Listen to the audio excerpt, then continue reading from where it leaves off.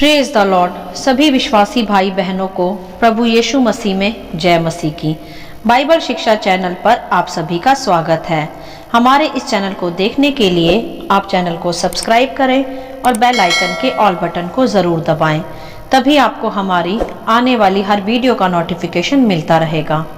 आज मैं आपके लिए बाइबल की पुस्तक से याकूब और लाबान की कहानी का संक्षिप्त विवरण लेकर आई हूँ, जो आपको उत्पत्ति अध्याय 28 से 30 में मिल जाएगा, तो आप इसे वहां से विस्तार से पढ़ सकते हैं। तो चलिए भाइयों बहनों, हम वीडियो स्टार्ट करते हैं। बाइबल दर्शाती है यहाँ कि यह उस समय की बात है जब याकूब अपने मामा लाबान के यहाँ रहने के लिए गया।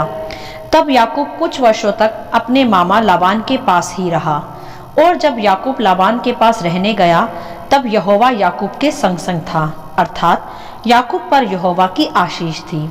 तो जब याकूब ने लाबान की बेटी राहेल को देखा तो याकूब को उससे प्रीति हुई, और अपने पिता इसहाक की और माता रिबका की आज्ञा के अनुसार याकूब ने लाबान से उसकी बेटी राहेल का हाथ मांगा, क्योंकि राहेल देखने में रूपवती और सुंदर थी। और याकूब के माता पिता भी यही चाहते थे कि याकूब उसी से विवाह कर अपने वंश को बढ़ाए। तो इसीलिए याकूब ने लाबान की बेटी राहेल से विवाह करना चाहा। तब याकूब लाबान के यहाँ काम करने लगा, अर्थात लाबान के खेतों में उसकी भेड़ बकरियों और पशुओं की देखरेख करने लगा। और जब याकूब लाबान के यहाँ काम करता था तब भी यहोवा याकूब के संग संग रहा। इसी कारण लाबान भी धनी हुआ और आशीषित हुआ, अर्थात याकूब के कारण लाबान भी आशीष की भरपूरी में जिया। और लाबान यह जान भी गया था कि याकूब के कारण उसे भी आशीष मिल रही है, इसीलिए लाबान चाहता था कि याकूब उसी के पास रहता रहे। यहाँ हम लाबान का एक लालची व्यवहार देख सकते हैं, और यह भी देख सकते हैं कि जो परमेश्वर को मानने वाला, उसे जानने वाला, उसकी आराधना करने वाला मनुष्य होता है, यहोवा सदा उसके संग संग रहता है, तथा जहाँ जहाँ वह जाता है और जिस किसी घर घराने में वह रहता है, वहाँ के रहने वाले लोग भी उस धर्मी पुरुष के कारण आशीष पाते हैं, जैसे याकूब के कारण लाबान भी आशीषित हुआ।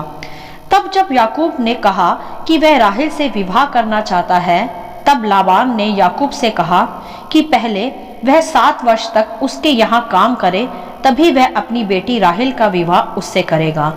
और फिर याकूब ने लाबान की यह बात मान ली। राहेल के कारण 7 वर्ष लाबान के यहाँ उसने फिर काम किया, और लाबान का कारोबार फलवंत रहा। परंतु 7 वर्ष बीतने के पश्चात लाबान ने धोखे से अपनी बड़ी बेटी लिया का विवाह याकूब से करा दिया। यह था लाबान का एक अलग धोखा जो उसने याकूब को फिर दिया। तब जब याकूब ने लाबान से कहा कि उसने ऐसा क्यों किया है, तब लाबान ने याकूब से कहा कि मेरी बड़ी बेटी के होते हुए मैं अपनी छोटी बेटी का विवाह कैसे पहले कर दूं, तो तुम पहले मेरी बड़ी बेटी लिया के साथ और 7 वर्ष बिताओ, तब मैं 7 वर्ष पश्चात राहेल का विवाह तुमसे करा दूंगा।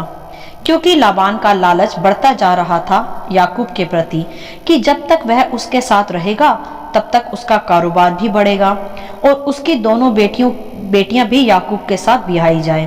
क्योंकि लाबान के मन में याकूब के प्रति लालच समा गया था, क्योंकि वह जान गया था कि परमेश्वर याकूब के संग संग है, परंतु यह भूल गया था कि परमेश्वर के धर्मी जनों की आशीषें कोई छीन नहीं सकता, उन्हें कोई धोखा नहीं दे सकता।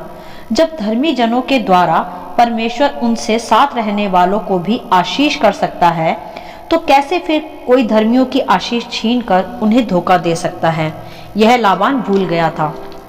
इसी प्रकार जब लाबान ने याकूब को और 7 वर्ष काम करने को कहा, तब याकूब ने राहेल के लिए 7 वर्ष और लाबान के यहाँ काम किया, क्योंकि वह राहेल से सच्ची प्रीति रखता था।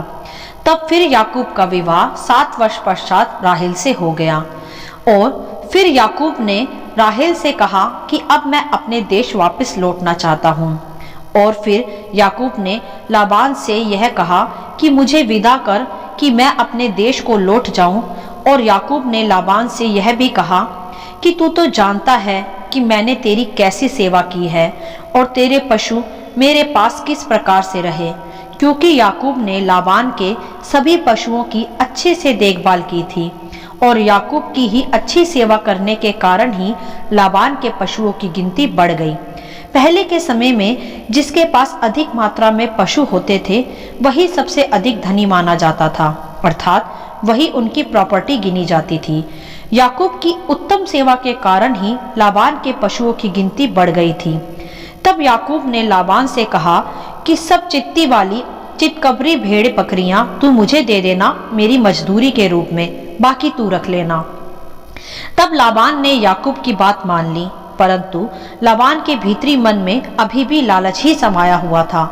उसने सोचा कि कहीं याकूब उसकी उत्तम ज्यादा भेड़ बकरियां ना रख ले। इसीलिए लाबान ने 3 दिन का समय मांगा याकूब से और फिर चित्ती वाली भेड़ों को छील छील कर बदलना चाहा ताकि याकूब को कम भेड़ें मिले। और तब जब याकूब ने चित्ती वाली भेड़ बकरियों को दूसरी भेड़ बकरियों से मिला दिया ताकि वह गर्भवती हो और बलवंत चित्ती वाली भेड़ बकरियां उत्पन्न हो, तो वैसा ही हुआ जैसा कि मैंने आपको पहले ही बताया कि यहोवा याकूब के संग संग था, इसीलिए आशीषें याकूब के साथ साथ थी। इसीलिए जो चित्ती वाली भेड़ बकरियां याकूब ने छड़ियों के साथ रखी थी, फिर उन्होंने बलवंत चित्तीदार बच्चे ही उत्पन्न किए। इसी कारण याकूब के भेड़ बकरियों की गिनती बढ़ गई, जबकि लाबान चाहता था कि याकूब थोड़ी सी ही भेड़ बकरियां लेकर यहाँ से चला जाए, परंतु परमेश्वर ने याकूब की सेवा और ईमानदारी जो उसने लाबान के यहाँ रहते हुए दिखाई, उसके अनुसार उसे आशीष किया कि याकूब को बलवंत और चित्ती वाली भेड़ बकरियां अधिक मात्रा में मिली। अर्थात यह है कि लाबान चाहता था कि चितकबरी भेड़ों की कम मात्रा याकूब को मिले और अधिक लाबान के पास ही रह जाए, परंतु जब याकूब ने चित्ती वाली भेड़ों को दूसरी भेड़ों से मिलाया तब गर्भवती होकर और चित्ती वाली भेड़ें ही पैदा हुईं। तब याकूब को धोखा देने वाला लाबान हारा और याकूब आशीषित हुआ, जैसा लिखा भी है अध्याय 30 के वचन 43 में कि इस प्रकार वह पुरुष अर्थात याकूब अत्यंत धनाढ्य हो गया और उसकी बहुत सी भेड़ बकरियां और दासियां और दास और ऊंट और गधे हो गए। हालेलुया। तो देखा आपने कि किस प्रकार आशीषें याकूब के संग संग बनी रही, जबकि लाबान उसे धोखा देना चाहता था, परंतु जिसे परमेश्वर आशीष देता है उसकी आशीषें फिर कोई छीन नहीं सकता। मेरे प्रियो, आज इस पूरे अध्याय का अर्थ यही है जिसे हमें सीखना व समझना है कि यदि हम परमेश्वर में आज्ञाकारी बने रहते हैं तो वह फिर सदा हमें आशीषित भी करता है। फिर चाहे कोई लाख हमें धोखा देना चाहे, परमेश्वर का वचन कहता है कि मैं उसे शापित करूंगा जो तुम्हें श्राप देगा और मैं उसे आशीषित करूंगा जो तुम्हें आशीष देगा। इस पूरी कहानी ने यह जाहिर भी किया है हम पर कि याकूब के साथ यहोवा की आशीषें थीं। जब याकूब लाबान के घर रहा तब भी लाबान भी उसके कारण आशीषित बना और लाबान ने उसे धोखा देना चाहा, परंतु परमेश्वर ने याकूब को ही बल्कि उससे भी अधिक आशीष दी, क्योंकि याकूब लाबान के यहाँ सेवक के रूप में ईमानदार बना रहा। और जब उसने कहा कि 7 वर्ष के पश्चात मैं लिया से और राहेल से तेरा विवाह करूंगा, तो उसने वैसा ही किया। तो ध्यान दे यहाँ कि जब हम अपने जीवन में अपने कार्यों में, चाहे वह जॉब वाली जगह हो, हमारा घर हो या अन्य कोई भी स्थान हो, जब हम वहाँ सभी स्थानों में ईमानदार बने रहते हैं तब यहोवा की दृष्टि हम पर लगी रहती है। और यदि कोई हमें फिर घात करना भी चाहे या नुकसान पहुंचाना चाहे तो भी वह हमारी कुछ हानि नहीं कर पाता, बल्कि परमेश्वर हमें हमारी ईमानदारी और खराई पर चलने के कारण हमें पहले से भी अधिक ब्लेस करता है। जैसे याकूब जब लाबान के यहाँ आया तब खाली हाथ आया था और उसकी सेवा टहल ईमानदारी से करता रहा, परंतु जब याकूब लाबान के यहाँ से अपने देश लौटा तब वह एक धनाढ्य पुरुष हो गया, अर्थात धनी पुरुष हो गया। तो इसीलिए हमें अपने जीवन में सच्चाई व ईमानदारी से सदा परमेश्वर की स्तुति में अपना जीवन बिताना चाहिए, तब खुद ब खुद ही आशीषें हमारे पीछे रहती हैं।